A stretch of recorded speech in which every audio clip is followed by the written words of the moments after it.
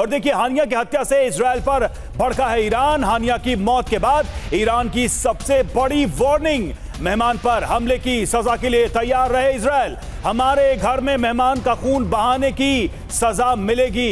IRGC commander ने दी Israel को बड़ी चेतावनी।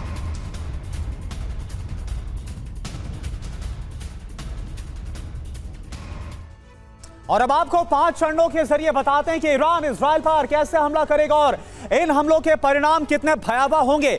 अब ईरान की बारी है, विध्वंस की तैयारी कर चुका ईरान।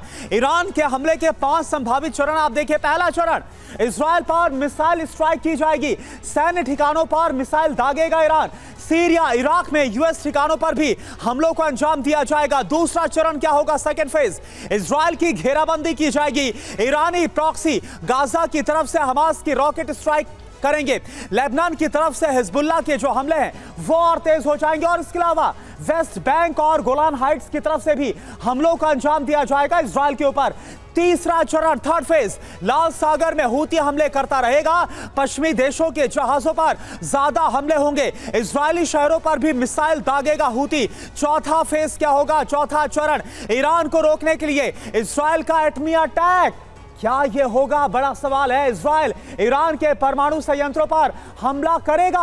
और पांचवा और आखिरी चरण क्या होगा, पेंटागन की आशंका है कि ईरान न्यूक्लियर अटैक करेगा, क्योंकि हम सब जानते हैं कि कैसे ईरान ने खुद को चोरी छिपे न्यूक्लियर कैपेबल कर लिया है। ईरान के पास पर्याप्त परमाणु बम की आशंका है। राजेश कुमार सर, मेरा सवाल आपसे है, प्रॉक्सिस की बात की जाए ईरान की तो उसमें चाहे इराक के जिहादी हो या फिर लेबनान की बात की जाए, वहां पर हिजबुल्लाह हो या फिर हूती हो या फिर जिस तरह से हमास हो, क्या लग रहा है सभी को एक साथ लेकर, सभी का एक साथ सपोर्ट लेते हुए हमलों को अंजाम दिया जाएगा क्या इजरायल के ऊपर? आसार तो ऐसे ही लग रहे हैं, क्योंकि अब आपने देखा है कि जो उनके मॉस्क के ऊपर उन्होंने लाल झंडा फहरा दिया है, जैसे कासिम सुलेमानी की डेथ के बाद उन्होंने वो झंडा लगाया था। और मेरे को लगता है कि उनके पास अभी अनुभव भी है। पिछली बार जब उन्होंने मिसाइल स्ट्राइक करी थी और ड्रोन स्ट्राइक करी थी, 300 से ज़्यादा भेजे थे, तो वो पुराने ड्रोन थे, कुछ पुरानी मिसाइलें थी। उनके पास इससे ज़्यादा लेटेस्ट मॉडल की मिसाइल्स और ड्रोन्स हैं। तो मेरे ख्याल से इस बार भी वो उस तरह का कोऑर्डिनेटेड अटैक करेंगे और जिस तरह से जो ड्रोन्स और मिसाइल्स इंटरसेप्ट हुए थे उनसे वो सबक लेकर के एक अलग सा प्लान बनाएंगे। और मेरे हिसाब से लगता है कि जैसे हिजबुल्लाह के पास तकरीबन 1 लाख रॉकेट हैं, तो मेरे हिसाब से उस समय कोऑर्डिनेटेड अटैक होगा। हूती के अटैक मेरे ख्याल से काफ़ी दूर से होंगे, वो इतने सैचुरेशन टाइप नहीं कर सकते, लेकिन हिजबुल्लाह ज़रूर जो पास में है और जो ईरान से डायरेक्ट अटैक और हिजबुल्लाह के साथ कोऑर्डिनेटेड करने से अगर वो तेल अवीव को टारगेट बनाएंगे और हाइफा को टारगेट बनाएंगे, तो मेरे हिसाब से इजराइल की मुश्किलें काफ़ी बढ़ जाएंगी। और हालांकि उसके लिए वो तैयार हैं, लेकिन फिर भी सैचुरेशन स्ट्राइक बिल्कुल कौन सा इजरायल को बिल्कुल अंदाजा होगा राजेश सर की जो एक्शन हुआ है उसके बाद से बड़ी बड़ी प्रतिक्रिया ही होगी, बड़ा रिएक्शन ही होगा, ये भली भांति पता होगा इजरायल को।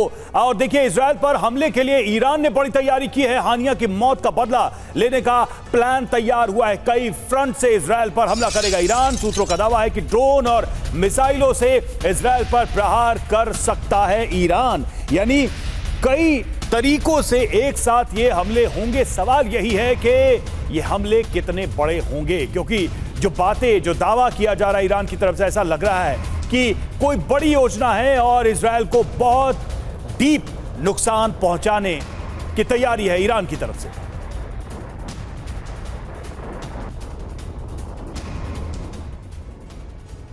तो ईरान का कोई भी दुस्साहस कैसा हो, मध्य पूर्व को यह सुलगा सकता है। अब आपको बताते हैं कैसा जो मध्य पूर्व है वो सुलगता हुआ नजर आएगा अगर ईरान की तरफ से प्रतिशोध लिया गया।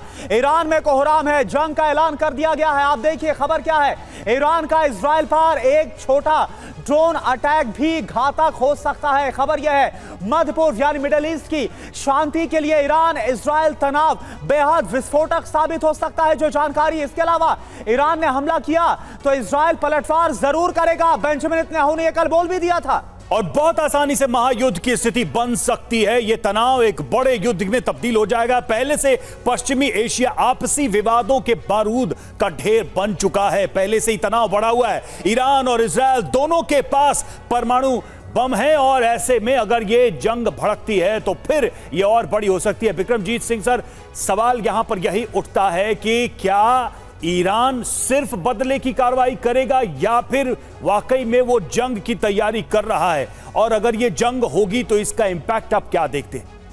देखिए, मैं समझता हूँ कि ये जो कॉन्फ्लिक्ट है ये इतना पुराना नहीं, काफ़ी पुराना कॉन्फ्लिक्ट है। मेरा मानना है इतना नया नहीं है। और हमने देखा है, एक्सपीरियंस है कि जितनी बार भी कॉन्फ्लिक्ट हुआ है यही सोच के हुआ है कि ये जंग थोड़े दिनों के लिए होगी और उसके बाद समाप्त हो जाएगी, और ऐसा ही इन द पास्ट ये हुआ है।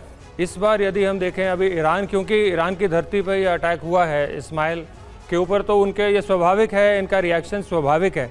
किंतु वो अपने कितने रिसोर्सेज, कितने अपने आप को इसके अंदर वो इन्वॉल्व करते हैं, ये देखना बहुत ही ज़रूरी है। क्योंकि अंततः सभी देशों को अपना इंटरेस्ट है उसका तो ध्यान रखना ही है।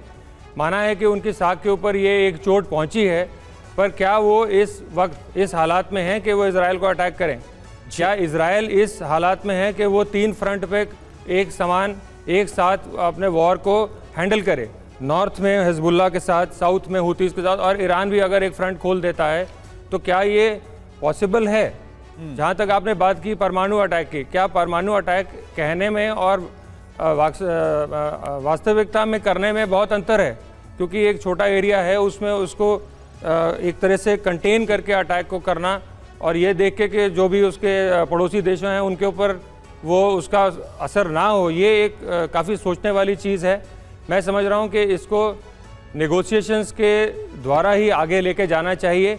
नेगोशिएशंस ही इसमें एक रास्ता है जिसके से हमें कुछ सोल्यूशन मिल सकता है। ठीक है, यानी आपको लग रहा है कि बातचीत से कोई सोल्यूशन, कोई नेगोशिएशन होना चाहिए, लेकिन क्या वाकई में ऐसा हालात है? मनीष, मैं आपके पास आऊंगा, और अमेरिका में क्या हलचल है, अमेरिका क्या तैयारी कर रहा है, इस पर भी आपसे बात करूंगा।